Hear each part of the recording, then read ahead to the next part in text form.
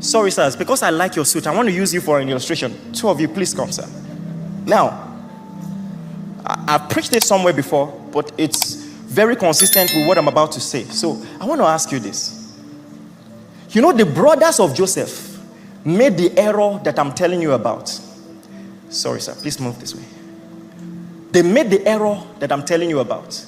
Okay, because of lighting here, please come up. I want to make sure you get this. Now, the brothers of Joseph made the error that I'm telling you about. When Joseph had a dream, they were envious of Joseph. Why isn't it us that God said people will bow to us? And they began to hate Joseph because of that. And it's just a reflection of how limited we are in our thinking. I can prove to you that God loved the brothers of Joseph more than Joseph. Are you ready? Which will you rather be?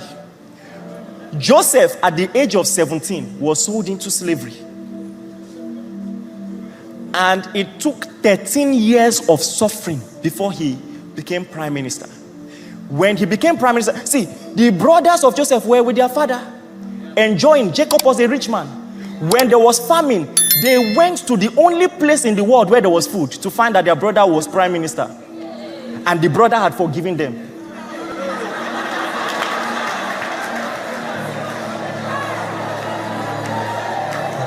Who will you rather be? Joseph went through all of that. He was a houseboy. See, they wrongfully accused him. Do you know how painful that is? He was in prison. He went through all of that. These ones did not suffer a day in their life. They went to the only place there was food, and God had already worked on Joseph's heart to forgive. Who would you rather be? Let me also prove to you. Listen, because of all that Joseph experienced, you would have thought that Joseph would be the lineage through which Christ will come. Which lineage? Who did Christ come through? Are you getting it now?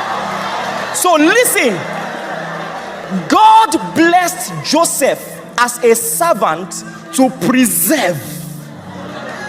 Are you getting what I'm saying? To preserve what God wanted to do in Judah specifically and in the whole lineage. That's why God, see, many of the people that you are envious of, God raised them because of you. You don't even know. Thank you very much. You don't even know. Sometimes we don't know what God is doing. What if you just trusted him? Let go of strife. Let go of competition. Let go. Be genuinely happy for people. And then focus on God's assignment for your life. Focus on it.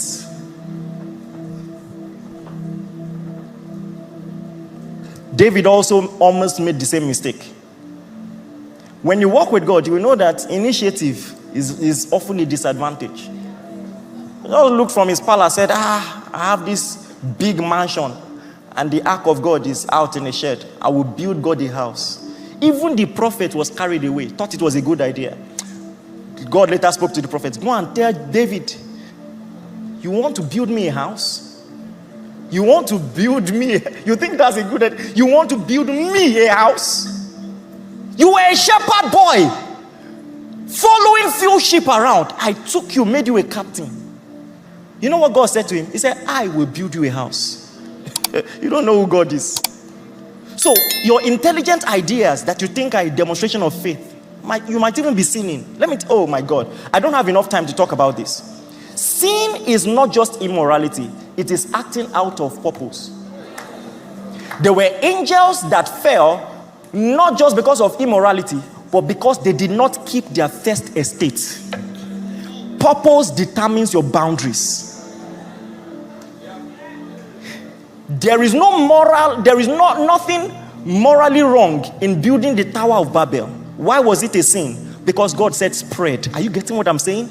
You need to understand how big a deal it is to act out of purpose. Even if you succeed, you're in trouble. If God didn't do something, Babel would have been a success.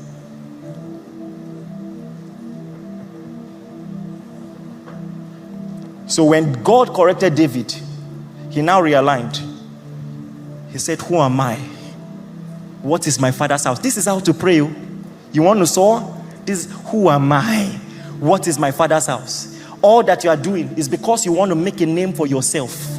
It is because of what you want to do with Israel. I recognize that I'm only privileged to be a part of your plan. Therefore, do as you have said. Hey, this is how heroes of faith prayed. Do as you have said. I'm only privileged to be a part of your plan. Do as you have said. I'm going to give you a prayer to pray. Jeremiah chapter 33 verse 3. The reason you're going to pray this prayer from your heart is because one of the biggest things God can give you in a meeting like this is clarity. Sometimes you just come with your objectives and you want to use your faith to execute those objectives. God, what should I even want? Open my eyes. What should I want? In Jeremiah chapter 33 verse 3, the first part emphasizes the common understanding of prayer that we have. Call to me, I will answer you. That's elementary prayer. But I will also show you great and mighty things which you do not know. In the elementary version of prayer, you ask what you think you need. But there are things about yourself you don't even know.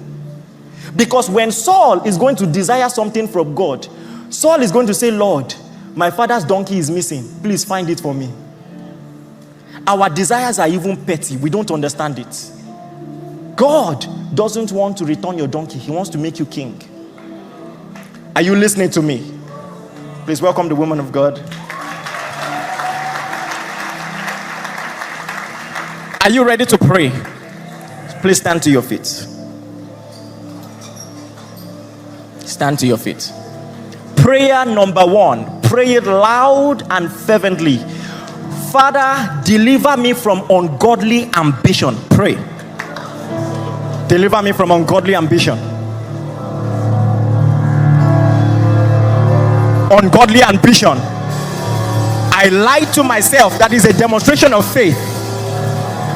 But it was covetousness. Deliver me from ungodly ambition. I repent of it. I cast it aside. And I surrender my heart to consecration. Deliver me. Deliver me. Deliver me. Deliver me.